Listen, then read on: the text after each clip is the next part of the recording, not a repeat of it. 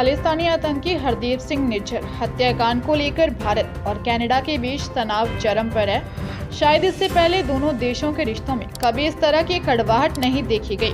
Canada के प्रधानमंत्री Justin Trudeau ने निज्जर की कनाडा में हत्या के लिए भारत को जिम्मेदार ठहराते हुए आरोप लगाए कि भारत इस हत्याकांड में शामिल है। भारत ने पुरजोर तरीके से कनाडा के झूठे आरोपों का जवाब देते हुए इसे कनाडा का प्रोपेगेंडा बताया और कहा कि आरोप निराधार हैं। इसके बाद दोनों देशों ने एक दूसरे के राजनयिकों को निकाल दिया और भारत ने तो कनाडा के नागरिकों को वीजा देना भी बंद कर दिया। भारत और कनाडा के बीच जारी विवाद में अमेरिका की भूमिका सवालों के घेरे में नजर आ रही है।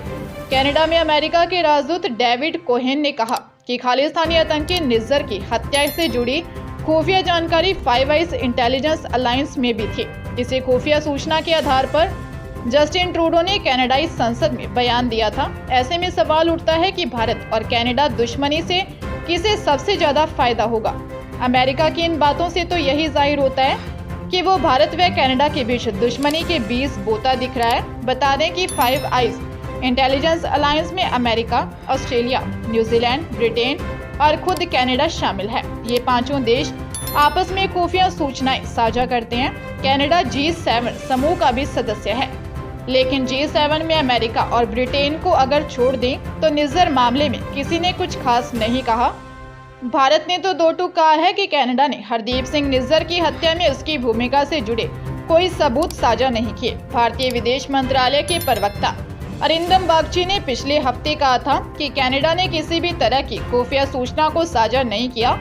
रिपोर्ट के मुताबिक कनाडा और अमेरिका में G20 शिखर सम्मेलन के दौरान निज्जर की हत्या से जुड़ी कोई खुफिया जानकारी नहीं दी थी। G20 के वक्त कनाडा की राष्ट्रीय सुरक्षा सलाहकार जोडी थॉमस ने भारतीय सुरक्षा सलाहकार अजीत डोभाल से मिली थी, लेकिन उन्होंने भी कोई सबूत नहीं दिए। ऐसे में कनाडा जिन खुफिया सूचनाओं या सबूत का हवाला दे रहा है उसे लेकर कई तरह से सवाल उठ रहे हैं। हाल ही में अमेरिकी अखबार न्यूयॉर्क टाइम्स ने दावा किया था कि निज्जर की हत्या से जुड़ी खुफिया सूचना अमेरिका ने कनाडा को उपलब्ध करवाई थी। ऐसे में सवाल उठता है कि जिस तरह भारत की तारीफ करते बाइडेन प्रशासन नहीं थकता, उसके खिलाफ वो ऐसे बयान क्यों दे रहा है।